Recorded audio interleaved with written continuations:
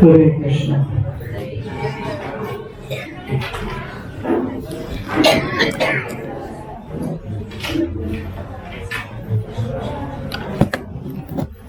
तो आज हम लोग 7 मंदिर के दर्शन करने का हमारा प्लान है। कितना संभव होगा पता नहीं, जितने स्पीड से चलेंगे आप उतना जल्दी कर पाएंगे। तो ये 7 मंदिर के नाम क्या है और किसके विग्रह हैं, तो उनकी पूजा कौन करते हैं, थोड़ा सा संक्षेप में हम लोग इसका डिस्कशन करेंगे। सबसे पहले एक छोटा सा भजन है, इसमें हम इस मंदिर के नाम रहेंगे और ये किसके इष्ट देव है उसका विवरण रहेगा।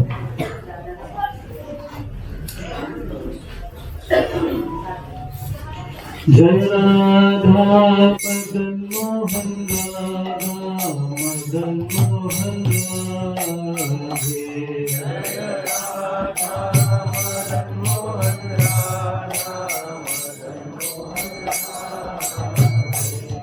जय राधा मदन मोहन राधा मदन मोहन राधे,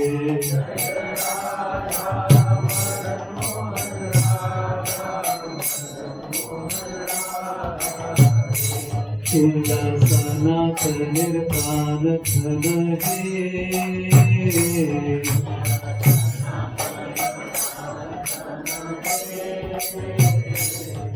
जय राधा दामोदर राधा दामोदर राधे,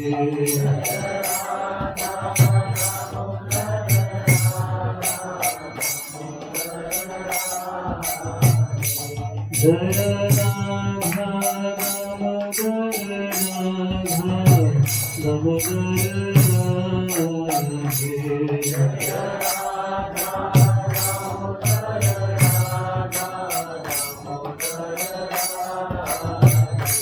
शीला स्वामी प्राण धन हे,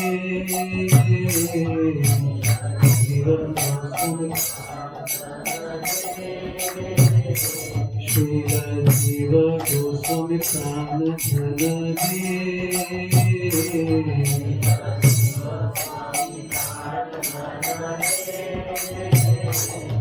जय राधा गोविंद राधा गोविंद राधे,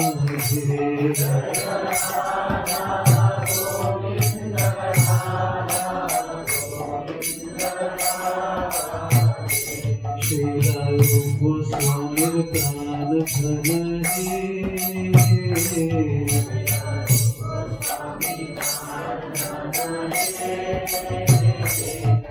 जय राधा रमण राधा रमण राधे,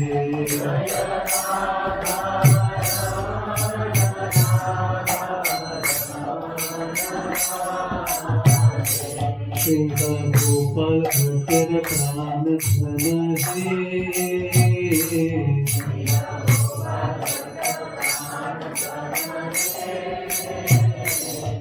जय राधा गोपीनाथ राधा गोपीनाथ राधे,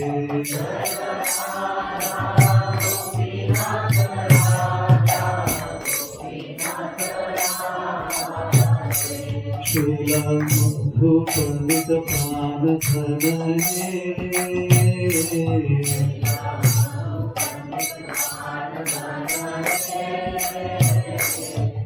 जय राधा श्याम सुंदर राधा श्याम सुंदर राधे,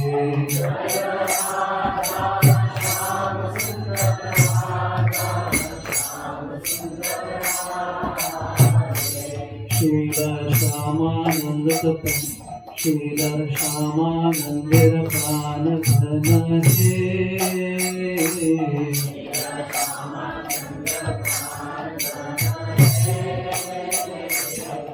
जय राधा विनोद राधा विनोद राधे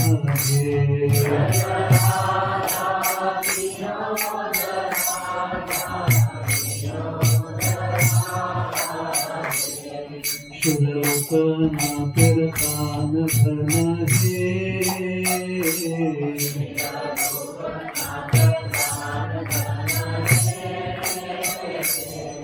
शुलोकनाथ प्राण धन हे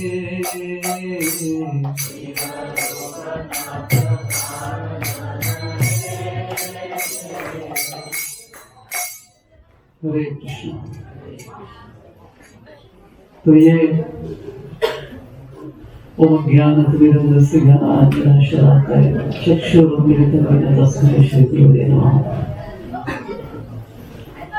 हरे कृष्ण। तो मैं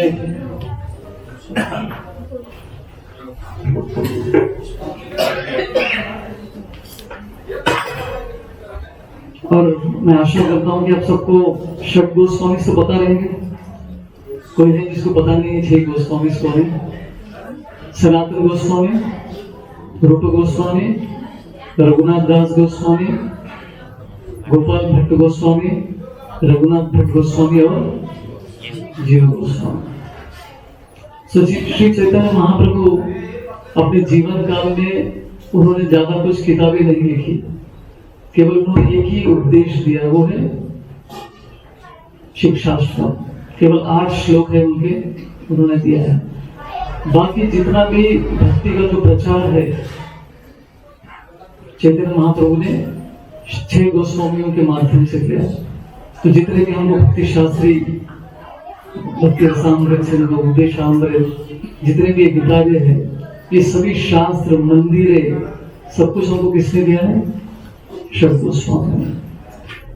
जैसे उदाहरण देते हैं कि आप में से कितने लोगों ने फनस की सब्जी खाई, फनस फल को काटा है? आसान नहीं होता है, बहुत डिफिकल्ट होता है। तो फनस को काटने से पहले हाथ को तेल लगाना पड़ता है, ये हाथ में कुछ पहनना पड़ता है, फिर काटने के बाद भी इतना सब कुछ पदार्थ, अलग अलग पदार्थ उसमें दिखाई देता है। फल की तरह ढूंढना पड़ेगा, आपको पता भी होना चाहिए कि उसमें फल कौन सा है। तो उसको काटने के बाद, मेहनत करने के बाद एक प्लेट में आपने फनस का फल रखा है और साथ में शहद भी रखा है, मधु खाने के लिए, और बना बनाया प्लेट लाकर किसी को दिया। तो खाने वाले को तो अच्छा लगेगा, इतना अच्छा रेडीमेड मिल रहा है, लेकिन काटने वाले को पता है कि कितना मेहनत करना पड़ा। तो उसी तरह से हमारे आचार्य ने बहुत मेहनत किया हमको ये भक्ति के बारे में बताने के लिए। चैतन्य महाप्रभु ने सनातन गोस्वामी, रूप गोस्वामी को पर्सनली उनको उपदेश दिया था। उसके आधार पर उन्होंने बहुत सारी किताबें लिखी थी। बाकी के आचार्य भी फिर से विश्वनाथ चक्रवर्ती ठाकुर, बलदेव विद्याभूषण, भक्ति विनोद ठाकुर, भक्ति सिद्धांत सरस्वती ठाकुर, श्रील प्रभुपाद, तो ये सभी आचार्यों ने इतना मेहनत किया हम सबको शास्त्र देने के लिए। आप सब जानते हैं कि प्रभुपाद रात में जग कर उन्होंने सब किताबें लिखी है। तो हमको बना बनाया सब प्लेट मिला हुआ है, जिसमें फनस का फल भी है, शहद के साथ, और भी टेस्ट बढ़ जाता है उसका। तो ये षट गोस्वामियों के जो मंदिर है, 7 मंदिर है, अभी तक आपको नाम तो याद हो गया होगा, राइट, जो हमने अभी छोटा सा भजन गाया है। सो राधा मदन मोहन टेम्पल, ये किसका मंदिर है, किन्होंने बनाया है इसको? सनातन गोस्वामी। तो ये जो सीक्वेंस है, मंदिरों का सीक्वेंस, बाद में जयनंद बताएंगे आपको सब। तो राधा मदन मोहन टेम्पल, इसको मंदिर को बनाया सनातन गोस्वामी, और यहाँ के जो विग्रह है वो राधा मदन मोहन जी।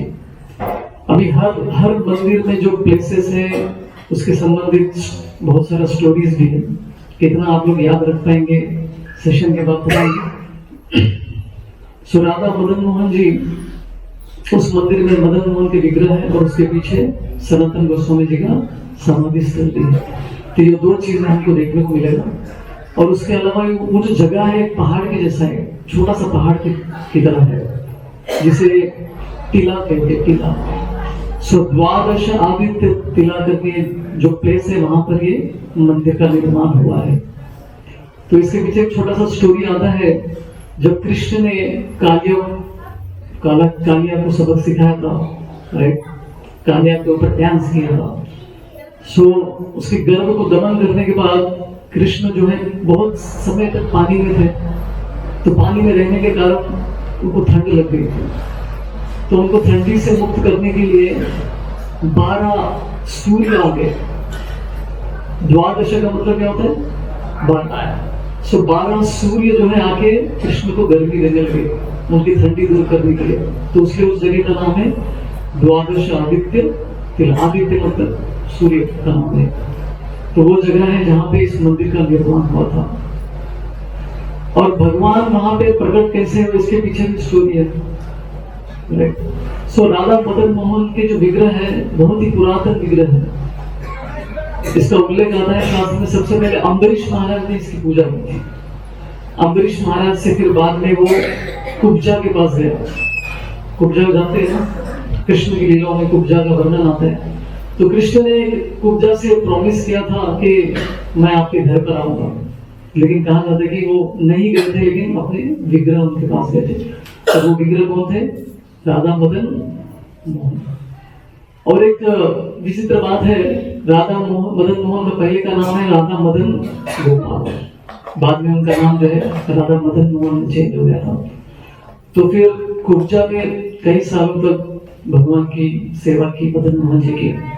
उसके बाद वो गुम हो चुका था, किसी को पता नहीं कि कहाँ पर। तो एक दिन अद्वैत आचार्य वृंदावन की परिक्रमा कर रहे थे, तो रास्ते में उनको मदन मोहन मिल गए। तो फिर अद्वैत आचार्य ने उनको बहुत समय तक उनकी सेवा की। उसके बाद उनके पास समय नहीं थी, तो उन्होंने एक ब्राह्मण जिनका नाम था दामोदर चौबे, उनको ये विग्रह की सेवा दे दी। और दामोदर चौबे से फाइनली वो कहाँ आता है? सनातन गोस्वामी के पास आता है। तो इस तरह से सनातन गोस्वामी वो स्वीकार भी नहीं कर रहे थे कि विग्रह सेवा करने के लिए मेरे पास समय नहीं है। चैतन्य महाप्रभु ने ऑलरेडी मुझे बहुत सेवा दी है। जैसे कल प्रभु जी कह रहे थे, तो छठ गोस्वामी को महाप्रभु ने क्या क्या सेवाएं दी थी? एक तो है शास्त्र लिखने का सेवा, दूसरा है मंदिरों का निर्माण करना, और जो कृष्ण की लीला स्थली है उसको फिर से प्रकट करना, उसकी खोज करके फिर से प्रकट करना, और सदाचार, वैष्णव सदाचार के ऊपर भी किताबें लिखना। ये 4 चीजें जो है गोस्वामियों को सेवा दी गई। तो सनातन गोस्वामी ने मदन मोहन को एक्सेप्ट किया। तो मदन मोहन जो है बोलने लगे कि अरे तुम रूखा सूखा मुझे खिला रहे हो, कुछ पकवान बनाओ, कम से कम नमक तो डालो खाने में। तो ऐसा वो रिक्वेस्ट कर रहे थे सनातन गोस्वामी। तो सनातन गोस्वामी कहते हैं कि अभी तुम नमक पूछ रहे हो, कल मुझे 56 भोग पूछोगे, मेरे पास टाइम नहीं है, जो मिल रहा है वो खा लो, नहीं तो खुद अपना इंतजाम कर लो। ऐसा करके मदन मोहन को बोलते थे। तो भगवान और भक्त के बीच में ये प्रेम का संबंध चलता है। सो राधा मदन मोहन डीटी गौड़ी वैष्णव के लिए बहुत इंपॉर्टेंट है। ये 7 मंदिरों में 3 और भी प्रमुख है, राधा मदन मोहन, राधा गोविंद जी और राधा गोपीनाथ। ये 3 विग्रह और भी बहुत ही इंपॉर्टेंट है हमारे लिए, राइट। जैसे महाप्रभु कहते हैं कि शास्त्र ने 3 चीजों के बारे में उल्लेख किया है: संबंध ज्ञान, अभिधेय ज्ञान और प्रयोजन ज्ञान। सबसे पहले संबंध मतलब क्या है? संबंध ज्ञान मतलब हम कौन है, भगवान कौन है, और हमारा भगवान के बीच में क्या संबंध है, क्या रिश्ता है। तो हम तो जीव है, और भगवान और जीव के बीच में संबंध क्या है? जीवेर स्वरूप है कृष्णेर नित्य दास। अभी हमको पता चला कि हम भगवान के नित्य दास है, तो ये पता चलने के बाद करना क्या है? उनकी भक्ति करना है, वो है अभिधेय। सो मदन मोहन जो है संबंध ज्ञान के विग्रह हैं, और अभिधेय के विग्रह कौन है? अभिधेय मतलब भक्ति, भक्ति कैसे करना है, तो उसके विग्रह है राधा गोविंद। और प्रयोजन का मतलब है, प्रयोजन मतलब भक्ति करने के बाद हमको मिलेगा क्या? तो भौतिक जगत में सब लोग पूछते हैं कुछ भी करने से पहले मुझे इससे क्या मिलेगा, क्या फायदा है इसमें मेरा। तो भक्ति करने से पहला क्या है? तीसरा है प्रयोजन, वो है कृष्ण प्रेम, और उसके विग्रह है राधा गोपीनाथ जी।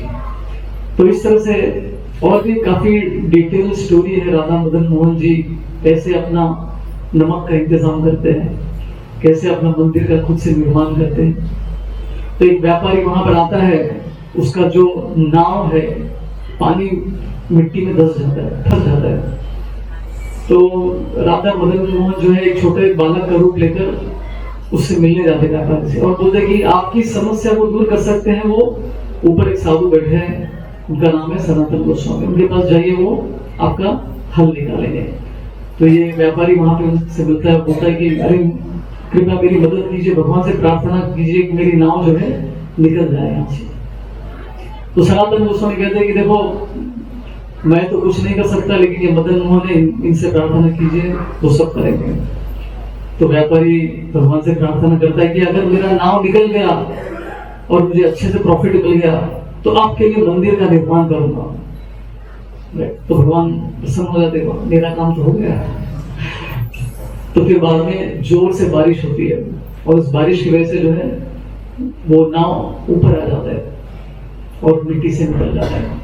तो व्यापारी बहुत प्रसन्न हो जाता है, और बाद में अपना पूरा सामान बेचने के बाद इतना उसको प्रॉफिट होता है, 7 गुना प्रॉफिट होता है।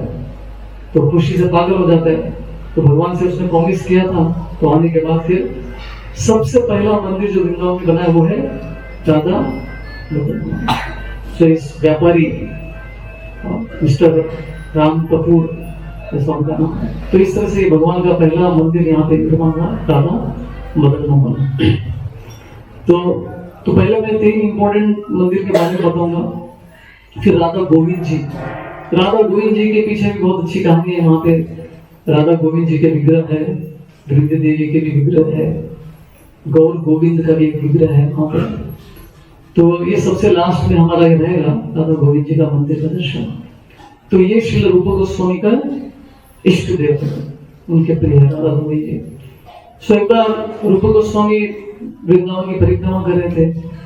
परिक्रमा करते करते एक जगह पे रुक के बैठ गए और विचार करने लगे कि चैतन्य महाप्रभु ने हमको सेवा तो दी है, विग्रहों का निर्माण, मंदिर का निर्माण करे, लेकिन ये एक विग्रह जिसे राजा वज्रनाथ ने स्थापित किया था वो मिल नहीं रहा। तो दुखी हो गए थे, बैठ के रोने लगे पेड़ के नीचे बैठ के।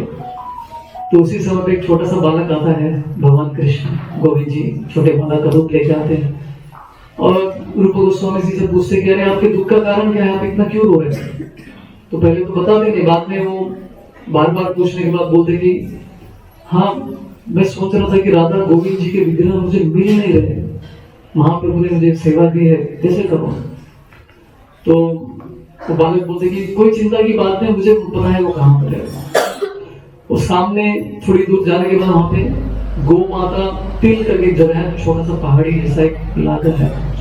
तो वहां पे हर दिन एक अद्भुत एक दिव्य गाय आती है और एक स्थान पर अपना दूध छोड़ के जाती है, दूध गिराकर चले जाती है। ऐसा हर दिन होता है। तो मुझे लगता है कि ये विग्रह जरूर वहीं पे होंगे। तो छोटा बालक उनको वहां पे लेके जाता है, और वो जैसे पहुंच जाते बालक गायब हो जाते हैं। फिर रूप गोस्वामी को समझ में आते कि स्वयं कृष्ण थे, तो विलाप करते कि मैंने आपको पहचाना नहीं, भगवान क्षमा कीजिए। फिर बाद में कुछ गांव वालों की मदद से वहां पे खुदाई होती है, और उसमें से राधा गोविंद जी के विग्रह बाहर निकलते हैं। तो इस तरह से ये विग्रह बाहर आए, फिर उनकी स्थापना की गई है, फिर वहां पे अद्भुत मंदिर बनाया गया है। तो ये जो मंदिर हम लोग देखेंगे, कुछ मंदिर जैसे राधा मदन मोहन और राधा गोविंद जी है, ये जयपुर का जो रेड सैंडस्टोन है, जो पत्थर है लाल रंग का। दिल्ली में जो लाल किला है, जानते हैं दिल्ली का लाल किला, तो लाल किला जिस पत्थर से बनाई गई है उसी पत्थर से इस मंदिर का भी निर्माण होता। तो उस समय पे ये पत्थर किसी को नहीं मिलता था, ये केवल मुगलों का प्रॉपर्टी था, मुगल इसको किसी को नहीं देते थे।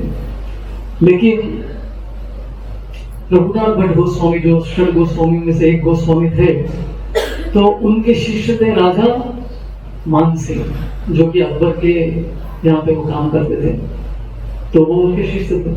तो उनके इन्फ्लुएंस से, उनकी उनके रिक्वेस्ट जो है हमको ये पत्थर मिले, जिससे राधा गोविंद जी का मंदिर की स्थापना हुई और राधा मदन मोहन की मंदिर की स्थापना हुई। तो लेकिन इस जगह पे अभी ओरिजिनल विग्रह नहीं है। औरंगजेब के समय पे यहाँ पे मंदिरों पर अटैक हुआ था, तो इस वजह से ये मंदिर के जो एक्चुअल विग्रह है, ओरिजिनल विग्रह है, जयपुर चले गए सब।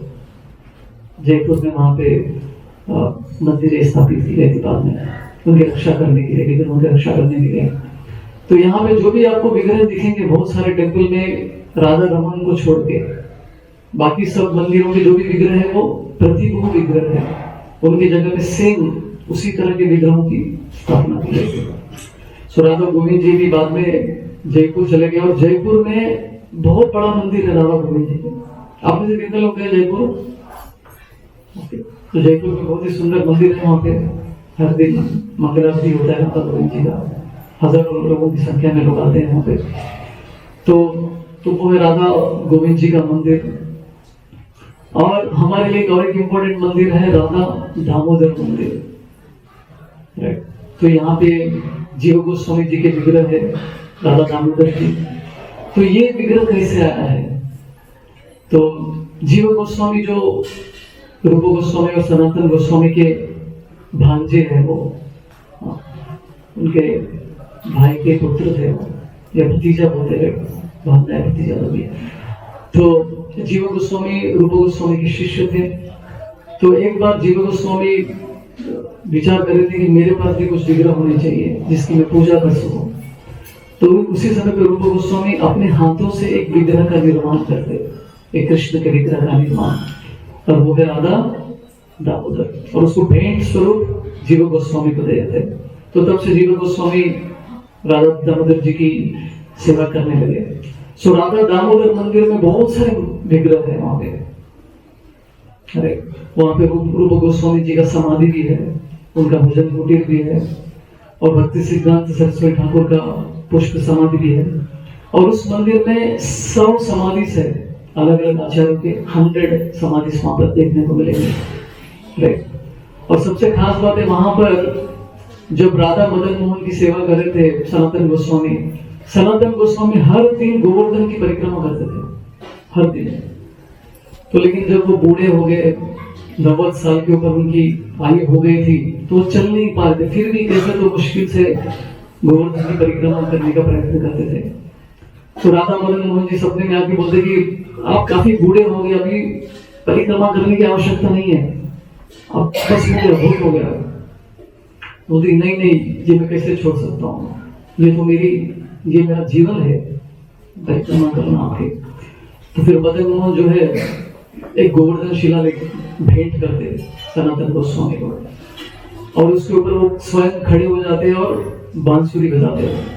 तो जैसे वो बांसुरी बजाते हैं तो वो पत्थर पिघल जाता है, उसका कलर शेक बन जाता है, और उसमें भगवान के चरणों के चिन्ह जो है मुद्रित हो जाते हैं। तो वो सनातन गोस्वामी को भेंट करते हैं और कहते हैं कि इस शिला का आप केवल 4 परिक्रमा करेंगे तो पूरे गोवर्धन की परिक्रमा का फल आपको मिल जाएगा।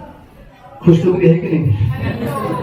तो राधा दामोदर मंदिर में ये गोवर्धन शिला रखा हुआ है, तो उस मंदिर के 4 परिक्रमा करना मत भूलिएगा, तो पूरे गोवर्धन परिक्रमा का फल आपको उधर ही मिल जाएगा। हालांकि हम लोग गोवर्धन परिक्रमा भी करने वाले हैं, वैसे चिंता की बात नहीं। तो इस तरह से राधा दामोदर मंदिर में भी बहुत सारे जगह है जो हमको देखने को मिलेंगे। तो फिर बाद में हमारा राधा गोपीनाथ मंदिर, जो 3 मंदिर में सबसे प्रोमिनेंट है, जो प्रयोजन विग्रह है। तो वहां के उनके इष्ट देव, किसके इष्ट देव है? राधा गोपीनाथ जी, मधु पंडित जी। तो राधा गोपीनाथ जी भी जो है वज्रनाथ द्वारा स्थापित एक विग्रह है। तो वो भी लुप्त हो गए थे, वो भी गायब हो गए थे समय के प्रभाव से। फिर बाद में रूप गोस्वामी, शरण गोस्वामी के समय पे वो मिल गए थे, फिर बाद से फिर से खो गए। फिर एक दिन उनको मधु पंडित को मिलते वंशी वट के नीचे, हम रास्ते में जाएंगे तो बीच में वंशी वट भी वो भी आता है, स्थान आता है। तो वहां पे ये विग्रह फिर से मधु पंडित जी को मिलते हैं, तब से वो उनकी सेवा करते हैं। तो राधा गोपीनाथ मंदिर में मधु पंडित जी का समाधि स्थल भी है, जो मंदिर के बाहर है एग्जैक्टली। और इस मंदिर की खास बात यह है कि जनरली कृष्ण के लेफ्ट साइड में राधा रानी होती है, तो राधा गोपीनाथ मंदिर में कृष्ण के लेफ्ट साइड में अनंत मंजरी है जो कि राधा रानी की बहन है, और राइट साइड में उनके राधा रानी है। तो एक अलग यूनिक मंदिर है जिसमें राधा रानी राइट में है और लेफ्ट में जो माता जी है वो है अनंत मंजरी है। तो इसके पीछे काफी स्टोरी है, तो क्योंकि हमको जल्दी जाना है इसलिए मैं ज्यादा स्टोरी में नहीं जा रहा हूँ, हो सके तो शाम में इसका हम लोग डिस्कशन करेंगे। तो इस तरह से राधा गोपीनाथ जी के भी हम दर्शन देंगे। फिर बाद में राधा रमन जी, सबसे सुंदर विग्रह पूरे ब्रज में आपको देखने को मिलेंगे। तो उसके पीछे सुंदर सा स्टोरी है। ये गोपाल भट्ट गोस्वामी जी के इष्ट देव है राधा रमन जी। सो राधा रमन जी, गोपाल भट्ट गोस्वामी जी के पास कोई भी विग्रह नहीं थे, सेवक, उनके पास केवल शालिग्राम शिला थे, राइट। तो गोपाल भट्ट गोस्वामी साउथ इंडिया से है, श्रीरंगम के प्रांत से। जब चैतन्य महाप्रभु साउथ इंडिया का यात्रा करते हैं उस समय पे श्रीरंगम में इनके घर पे रुकते हैं 4 महीना, गोपाल भट्ट गोस्वामी के घर पर। उनके पिता का नाम था वेंकट भट्ट। तो उस समय पे काफी लगाव हो जाता है गोपाल भट्ट गोस्वामी को चैतन्य महाप्रभु के प्रति। तो महाप्रभु को ऑर्डर देते हैं, उनको कहते उपदेश देते कि आपके माता पिता की देखभाल करने के बाद उनके देहांत के बाद आप वृंदावन आ सकते हो। तो उसी तरह से वो वृंदावन आते हैं। तो रास्ते में आने से पहले वो नेपाल जाते हैं, वहां पे गंदगी जो रिवर है, तो वहां पे पानी में आचमन करते हैं, तो बार बार उनके हाथ में शालिग्राम शिला आती रहती है। तो जितने बार भी करते हैं उतने बार वो शिला आती है, वो वापस फेंकते रहते हैं, लेकिन बार बार वो शिला उनके हाथ में आती है। तो उनको समझ में आता है कि मुझे इनकी सेवा करनी है। तो फिर बहुत सारे शिलाएं जो है वहां से लेकर आते हैं। तो हर दिन गोपाल भट्ट गोस्वामी शालिग्राम शिला की पूजा करते थे। तो एक मेरे वृंदावन में एक बहुत बड़े व्यापारी वहां पर आए थे और बहुत सारे विग्रहों के जो सामान होते हैं, जैसे कपड़े हैं, जवेरात है, ऑर्नामेंट्स है भगवान के, वो सब लाकर अलग अलग गोस्वामी को देते हैं, ये आप अपने विग्रह को देना, ये आप अपने विग्रह को देना। तो उस समय पे गोपाल भट्ट गोस्वामी थोड़ा दुखी हो जाते हैं कि मेरे पास तो कोई विग्रह ही नहीं सेवा करने के लिए। तो उनके मन में इच्छा होती कि मेरे लिए विग्रह हो। तो वो नरसिंह चतुर्दशी का दिन था, तो उस दिन वो नरसिंह देव को प्रार्थना करते कि जैसे आप पत्थर से बाहर निकलकर प्रहलाद महाराज की रक्षा की, उसी तरह से मेरे लिए भी कुछ करो, कुछ विग्रह का इंतजाम कीजिए। तो अगले दिन क्या हो गया, उनके एक शिला में से भगवान का विग्रह बाहर निकल गया। तब वही है राधा रमन जी। जय श्री राधा रमन लाल की। तो फिर तब से जो है वो विग्रह की सेवा करने लगे। सो राधा रमन मंदिर में राधा रमन के विग्रह के साथ साथ पीछे गोपाल भट्ट गोस्वामी जी का समाधि भी है। और एक चीज मैं बताना भूल गया, राधा दामोदर के बारे में थोड़ा बताता हूँ। सबसे इंपॉर्टेंट इस्कॉन के लिए राधा दामोदर की में वहां पर प्रभुपाद जी का भजन कुटीर है, प्रभुपाद का भजन कुटीर है और उनका एक किचन भी है। तो वो देखना भूलिएगा मत, आपको देखने को मिलेगा। सो प्रभुपाद ने वहां पर 6 साल वहां पे उन्होंने गुजारा राधा दामोदर मंदिर में। सो राधा दामोदर मंदिर इतना स्पेशल है, वहां पे सभी गोस्वामी एकत्रित होते थे और वहां पे कृष्ण कथा, कृष्ण कीर्तन एक साथ मिलकर करते थे। प्रभुपाद ने ये भी कहा था कि पूरे ब्रह्मांड में अगर कोई सेंटर पॉइंट है वो क्या है, राधा दामोदर मंदिर। वो कहते थे कि ये हब है, पूरे ब्रह्मांड का एक हब है, केंद्र बिंदु स्थान है, क्योंकि यहाँ से जो है भक्ति का प्रचार हुआ है, राइट। सो तो वहां पे श्रील प्रभुपाद ने पहले भागवतम के पहले 3 स्कंद वहां पर बैठकर उन्होंने लिखा है। फिर प्रभुपाद जी के जाने के बाद इस्कॉन के भक्तों ने क्या किया, इसको खरीद लिया। अभी वो इस्कॉन के नाम पर है, तो 2 रूम जो भी है इस्कॉन के नाम पर है। तो श्रील प्रभुपाद वहां पर बैठकर उनके खिड़की से रूप गोस्वामी जी का समाधि देख रहा है। तो रूप गोस्वामी जी के समाधि को देख देख कर वो प्रतिदिन प्रार्थना करते थे कि मेरी मुझ पर कृपा कीजिए। मेरे गुरु ने मुझे आज्ञा दी कि भक्ति के बारे में प्रचार करने के लिए कहा है, लेकिन मेरे पास क्षमता नहीं है, कृपया मुझे आशीर्वाद दो। और वहां पे रात में झाड़ू भी लगाते थे श्रील प्रभुपाद समाधि के स्थल पर। तो प्रभुपाद जी ने एक बार अपने शिष्यों को कहा भी था कि एक बार सपने में रूप गोस्वामी आए थे और कहा कि आप चिंता मत कीजिए, मैं आपके साथ हूँ। तो इसलिए इस्कॉन के जो फॉलोअर्स हैं उनको क्या कहा जाता है?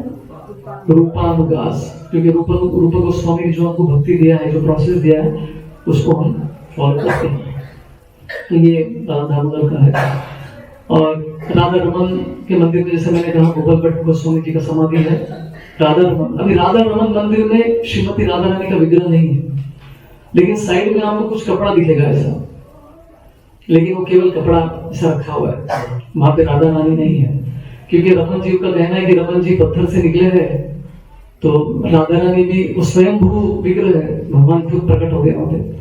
तो राधा रानी को हम बना नहीं सकते, उनकी जब इच्छा होगी तो प्रकट हो जाएंगे, ऐसा उनका मानना है। इसलिए वहां पे विग्रह नहीं है, केवल एक ऐसा कपड़ा का एक फॉर्म बना के वहां पे रखा है राधा रमन मंदिर में।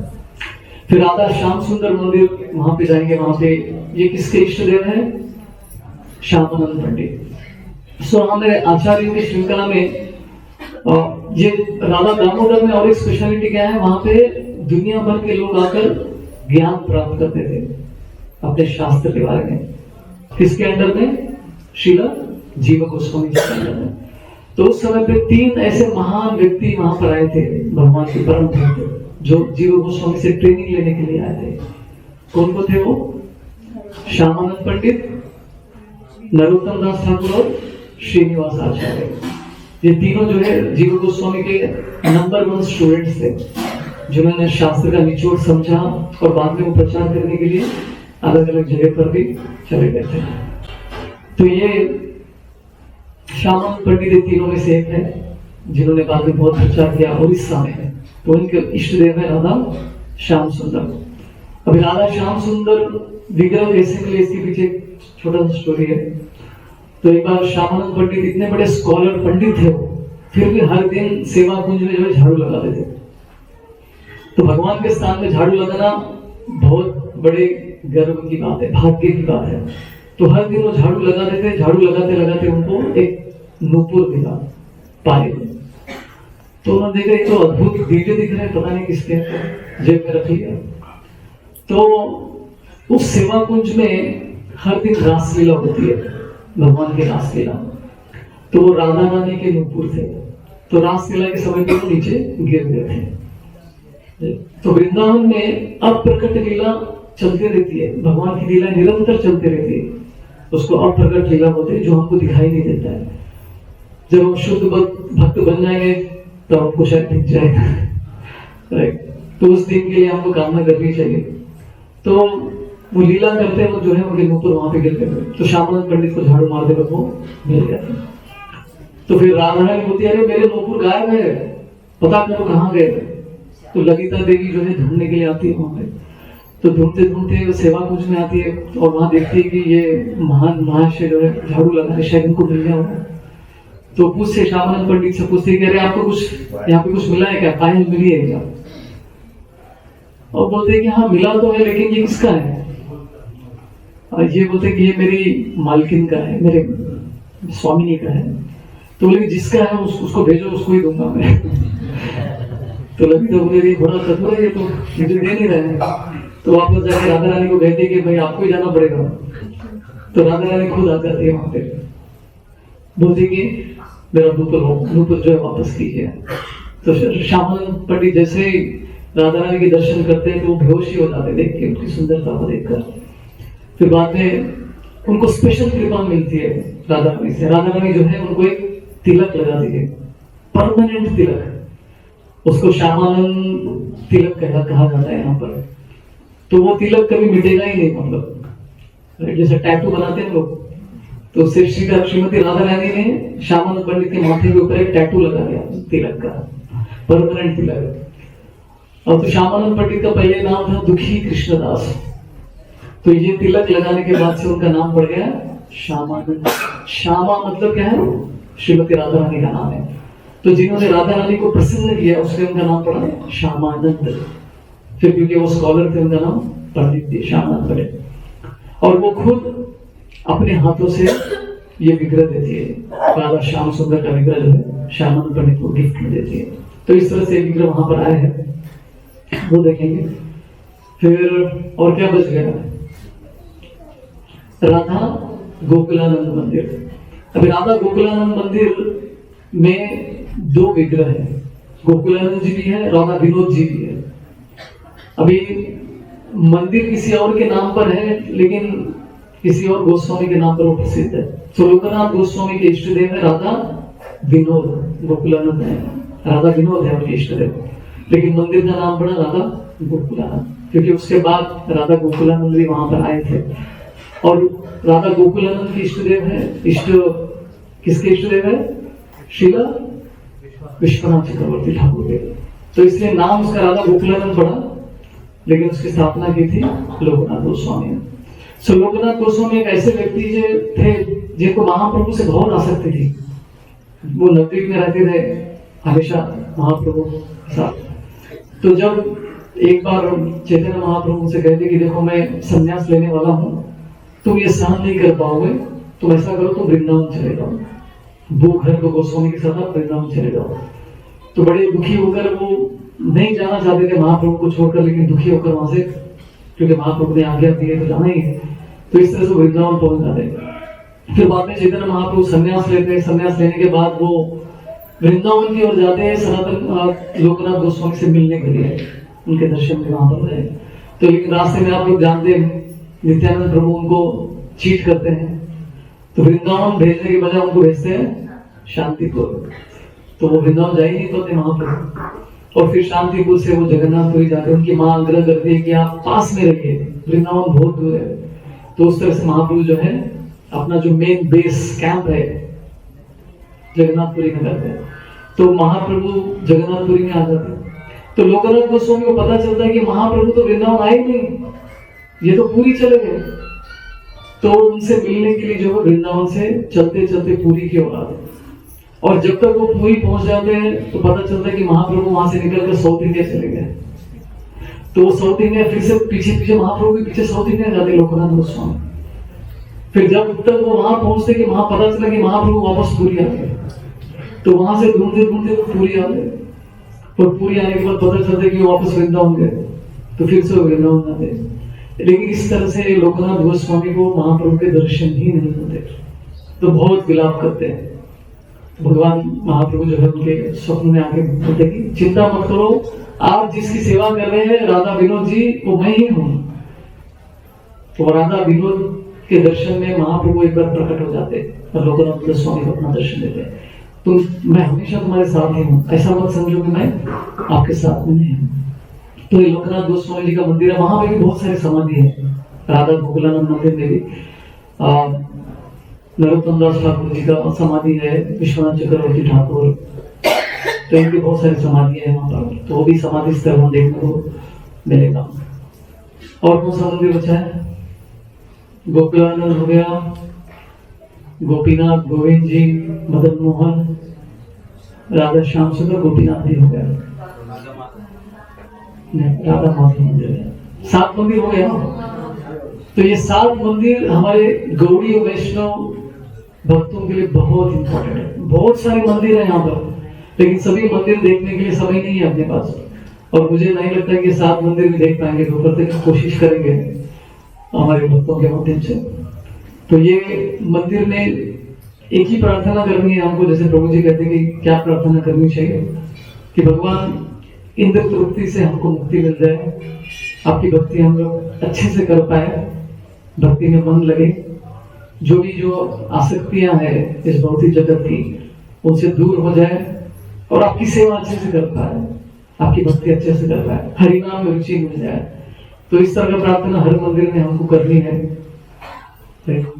सो इसी से मैं आपके इस सत्र का विराम देता हूँ। हरे कृष्णा। अभी आगे का कार्यक्रम किस तरह से जाएंगे, किस सीक्वेंस में जाएंगे, प्रभु जी बताएंगे। हरे कृष्णा।